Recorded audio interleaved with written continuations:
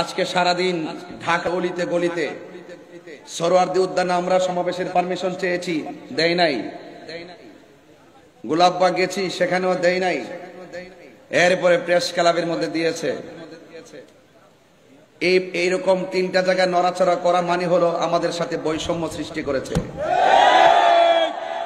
এই দেশের এক শ্রেণীর মানুষ যদি তারা সরোয়ার্দী উদ্যানে ফিলিস্তিনের সমর্থনে প্রতিবাদ জানাতে পারে, তাহলে এই দেশ হলো আউলিয়া কেরামের দেশ। তরিকাপন্থীরাও সেই ময়দানে ফিলিস্তিনের সমর্থনে ইসরায়েলের আগ্রাসনের বিরুদ্ধে প্রতিবাদ জানাবার অধিকার রাখে। আমি মনে করি যারা প্রশাসনের কানকে ভারী করে আমাদের সরোয়ার্দী উদ্যান থেকে গোলাপবাগ, সেখান থেকে আমাদেরকে নড়াচড়া করে শেষ রাতে এসে আমাদেরকে একটা জায়গায় দিয়েছে, আমি মনে করি এই বাংলাদেশের বিভিন্ন ডিপার্টমেন্টে ইসরায়েলের দালাল বসে আছে। কথা বলেন ঠিক কিনা বলেন? এই জন্য আমরা বুঝে গিয়েছি যে এখানে সোজা আঙ্গুলে ঘি উঠবে না। এই জন্য আমাদের ঘোষণা হয়ে গেছে, যার যেভাবে পারো চলে আসো, বাধা হবে যেখানে, লড়াই হবে সেখানে। আমরা আজকে জানিয়ে দিয়েছি, আজকে আমাদের আকাবেরগণ, তরুণ যোদ্ধাগণ জানিয়ে দিয়েছে, আপামর সুন্নি জনতা জানিয়ে দিয়েছে যে খালের মধ্যে বাদ দেওয়া যায়, নালার মধ্যে বাদ দেওয়া যায়, নদীর মধ্যে বাদ দেওয়া যায়, কিন্তু মহাসাগরে বাদ দেওয়া যায় না। এই দেশে শতকরা 85% হলো তরিকাপন্থী। আমরা বারবার বলেছি, যারাই ক্ষমতায় আসে আমাদের তরিকাপন্থীদের ভোটেই কিন্তু তারা ক্ষমতায় আসে, কিন্তু আমরা তরিকাপন্থীরা বারবার অবহেলার পাত্র হয়েছি। এখন আমরা ঘুরে দাঁড়িয়ে গেছি, আমাদের সিদ্ধান্ত আমরাই নিব। কথা বলেন ঠিক কিনা বলেন? এই জন্য আমরা আজকে বুঝিয়ে দিয়েছি যে মহাসাগরে বাদ দেওয়া যায় না। আহলে সুন্নাত ওয়াল জামাত থেকে মহাসাগর প্রেমের সাগরের নাম। এই জন্য আপনারা যারা আজকে অক্লান্ত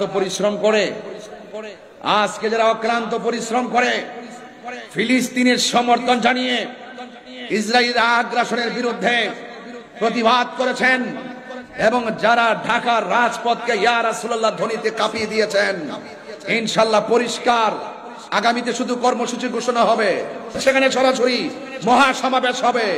এই বাঁশখালীর মানুষ, চট্টগ্রামের মানুষ, কথা কি? আমাদের সংগ্রামের পরে যে অনৈক্য ছিল, মাসলাকের অনৈক্য ছিল, মাসলাকের দূরত্ব ছিল, 57 বছর পর্যন্ত দেখেছেন ওই মাসলাকের কারণে কেউ কাহারো টেবিলে আসে নাই। আল্লাহ রহমতে আমরা ওই দরবারগুলো মাসলাকের ভিন্নতা থাকলো, আমরা ইস্যু ভিত্তিক ঐক্য হয়ে গেছি। কথা বলেন ঠিক কিনা? এখানে কোনো ভেদাভেদ নাই, সবাই আজকে গিয়েছে। যে সমস্ত পীর মাশায়েখদের দরবার আমি যেতে পেরেছি, আমরা যেতে পেরেছি, এমন কিছু দরবার আছে আমরা সময়ের অভাবে যেতেও পারি নাই। আজকে আমরা দেখেছি ওই সমস্ত দরবারগুলো দাওয়াতের অপেক্ষা করে নাই। তারা মুরিদান নিয়ে, ভক্তবৃন্দ নিয়ে আজকে শুধুমাত্র সরোয়ার্দী উদ্যান নয়, গোলাপবাগ নয়, আজকে শুধুমাত্র প্রেস ক্লাব নয়, সারা ঢাকা শহর সরোয়ার্দী উদ্যানে পরিণত হয়েছে। কথা বলেন ঠিক কিনা?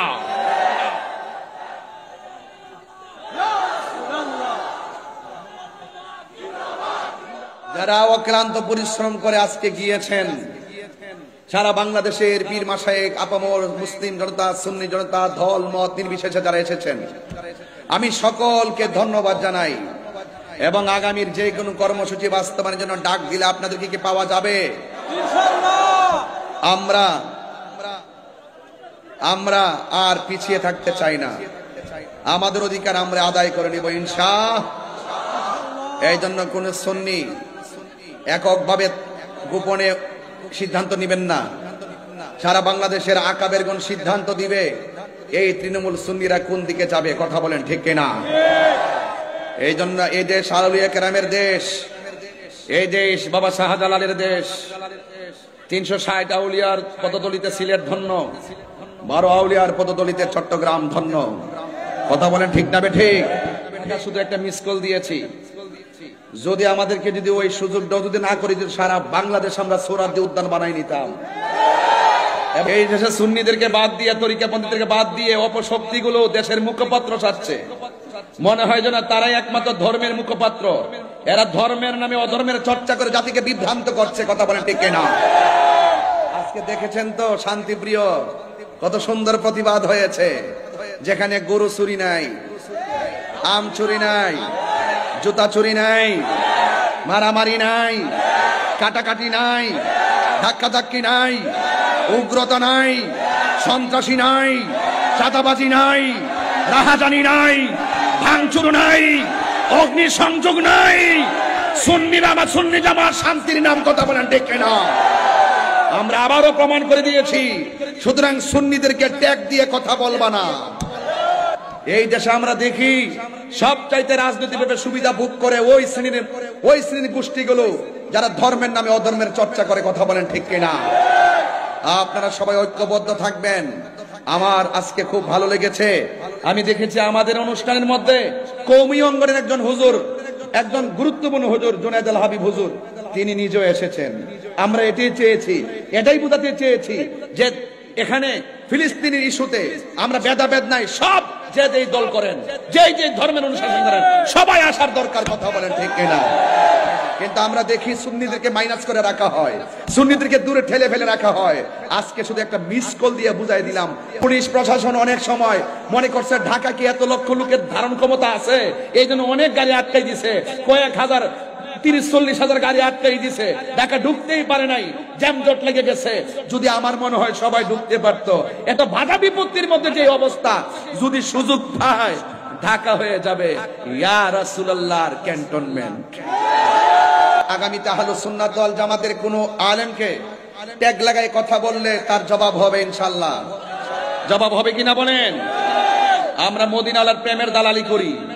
আমরা বিগত দিনে দেখেছি যারা নবীকে ভালোবাসছে, সে আওয়ামী লীগ করুক, বিএনপি করুক, জাতীয় পার্টি করুক, এই যে আজকে এখানে আমার ডাইনে বামে সব বিএনপির নেতা কর্মীরা সবাই আমার সামনে বক্তব্য দিছে। এই মুহূর্তে কোন বিএনপির নেতা যদি বলে হুজুর আমার জন্য একটু দোয়া করেন, ভোটটা চান, আমি কি তাকে খুশি করার জন্য তো চাইছি? কথা কোন ঠিক না বেটি? এটা কি আমার অপরাধ হইয়া যাইব? আরে হুজুরের কাছে সবাই দোয়া চাইতে আসে। এই জন্য সুন্নিদেরকে ট্যাগ লাগায় কথা বলবা না। সুন্নিরা দুনিয়ার কোন রাজনৈতিক দলের দালালি করে না, সুন্নিরা মদিনাওয়ালার প্রেমের দালালি করে। কথা বলেন ঠিক না? এই বাংলাদেশের পলিটিক্যাল ট্র্যাডিশন হলো যখন যে ক্ষমতা আসবে সেই স্টেজে থাকবে। এটা কি নতুন না পুরা? একদল গেছে আবার এসে আবার উনারা থাকবো, আরেকজন থাকবো। এটা হলো আমাদের রাজনীতির সিস্টেম। তো এই সিস্টেমে আমরা পড়ে গেছি। কথা কোন ঠিক না বেঠি? মানে আমরা পড়ছি বড় দালার মধ্যে। এগুলো ভিডিও ফুটেজ নিয়ে এমকে ভোট চাইছে, এমকে দোয়া করছে, এমকের সাথে ছবি তুলছে, এমকের সাথে করছে, এইগুলার নাম কথা নয়। সুতরাং সুন্নিদেরকে ট্যাগ লাগাইবার আগে 500 বার চিন্তা করবেন সামনে। আমি আজকে কিন্তু ছাড় দিয়েছি। আজকে কি দিয়েছি? ছাড় দিয়েছি, কিন্তু আগামীতে ছেড়ে দিব না। কথা বলেন ঠিক কিনা বলেন?